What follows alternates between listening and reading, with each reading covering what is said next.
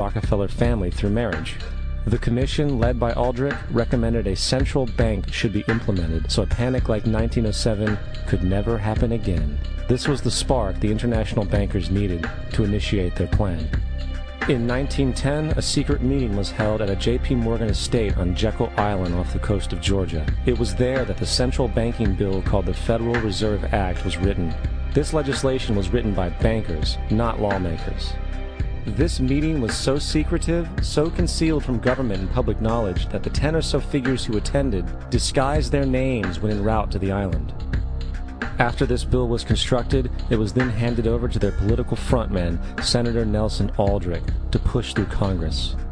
And in 1913, with heavy political sponsorship by the bankers, Woodrow Wilson became president, having already agreed to sign the Federal Reserve Act in exchange for campaign support. And 2 days before Christmas, when most of Congress was at home with their families, the Federal Reserve Act was voted in, and Wilson in turn made it law. Years later, Woodrow Wilson wrote, in regret,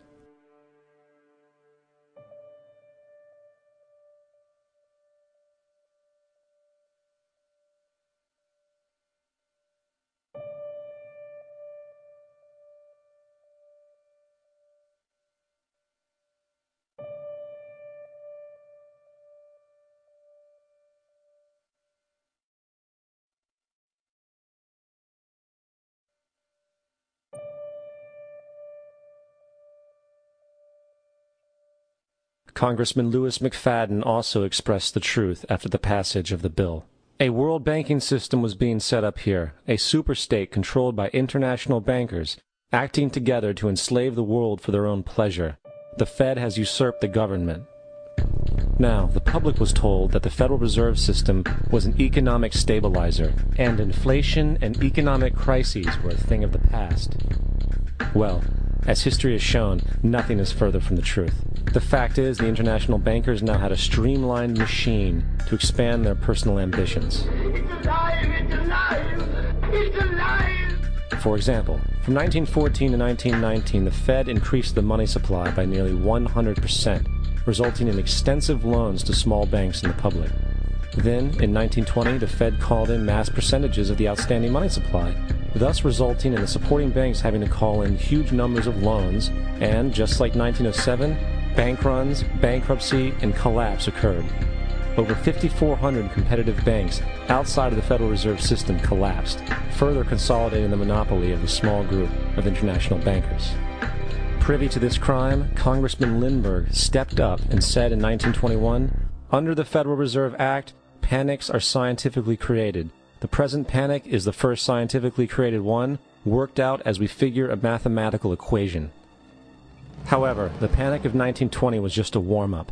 From 1921 to 1929, the Fed again increased the money supply, resulting once again in extensive loans to the public and banks.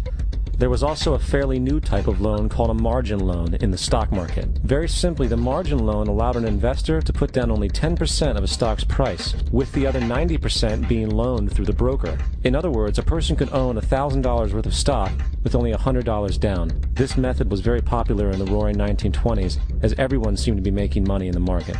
However, there was a catch to this loan. It could be called in at any time and had to be paid within 24 hours. This is termed a margin call, and the typical result of a margin call is the selling of the stock purchased with the loan. So, a few months before October in 1929, J.D. Rockefeller, Bernard Baruch, and other insiders quietly exited the market, and on October 24, 1929, the New York financiers who furnished the margin loans started calling them in masse. This sparked an instantaneous, massive sell-off in the market, for everyone had to cover the margin loans.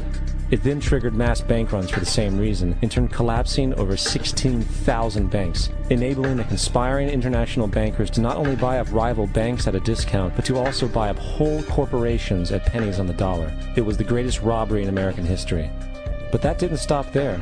Rather than expanding the money supply in order to recover from this economic collapse, the Fed actually contracted it, fueling one of the largest depressions in history. Once again outraged, Congressman Louis McFadden, a longtime opponent of the banking cartels, began bringing impeachment proceedings against the Federal Reserve Board, saying of the crash and depression, "It was a carefully contrived occurrence. International bankers sought to bring about a condition of despair so that they might emerge the rulers of us all." Not surprisingly, and after 2 previous assassination attempts, McFadden was poisoned at a banquet before he could push for the impeachment. Now, having reduced the society to squalor, the Federal Reserve bankers decided that the gold standard should be removed. In order to do this, they needed to acquire the remaining gold in the system. So, under the pretense of helping to end the Depression, came the 1933 gold seizure. Under the threat of imprisonment for 10 years, everyone in America was required to turn in all gold bullion to the treasury, essentially robbing the public of what little wealth they had left. And at the end of 1933, the gold standard was abolished. If you look at a dollar bill from before 1933, it says it is redeemable in gold. You look at a dollar bill today, it says it is legal tender, which means it is backed by absolutely nothing. It is worthless paper. The only thing that gives our money value is how much of it is in circulation. Therefore, the power to regulate the money supply is also the power to regulate its value, which is also the power to bring entire economies and societies to its knees.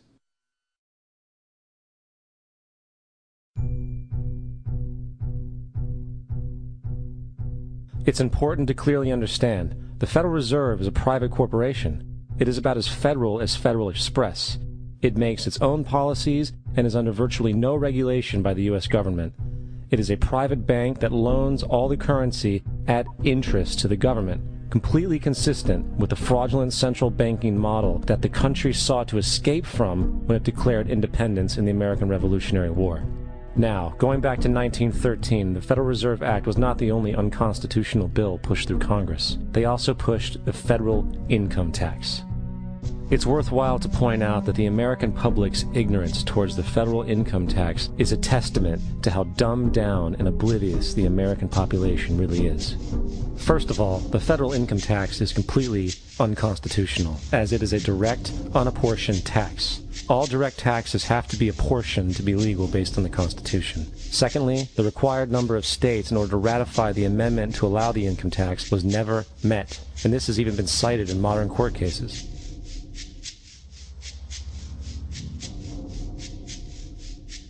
Third, at the present day, roughly 35% of the average worker's income is taken from them via this tax. That means you work 4 months out of the year to fulfill this tax obligation.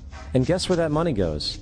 It goes to pay the interest on the currency being produced by the fraudulent Federal Reserve Bank, a system that does not have to exist at all. The money you make working 4 months out of the year goes almost literally into the pockets of the international bankers who own the private Federal Reserve Bank. And fourth, even with the fraudulent government claim as to the legality of the income tax, there is literally no statute, no law in existence that requires you to pay this tax, period. I really expected that, of course there's a law that you can point to in the law book, the code, that requires you to file a tax return. Of course there is. I was at that point where I couldn't find the statute that clearly made a person liable. At least not me and most people I know, and I had no choice in my mind except to resign. Based on the research that I did throughout the year 2000 and that I'm still doing, I have not found that law. I've asked Congress, we've asked a lot of people in the IRS commissioners, helpers. They can't answer, because if they answer, the American people are going to know that this whole thing is a fraud. I haven't filed an federal income tax return since I left. I have not filed a tax return since 1999. The income tax is nothing less than the enslavement of the entire country.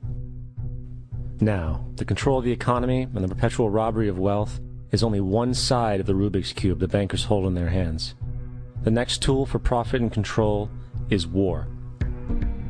Since the inception of the Federal Reserve in 1913, a number of large and small wars have commenced. The 3 most pronounced were World War I, World War II, and Vietnam. World War I. In 1914, European wars broke out centered around England and Germany. The American public wanted nothing to do with the war. In turn, President Woodrow Wilson published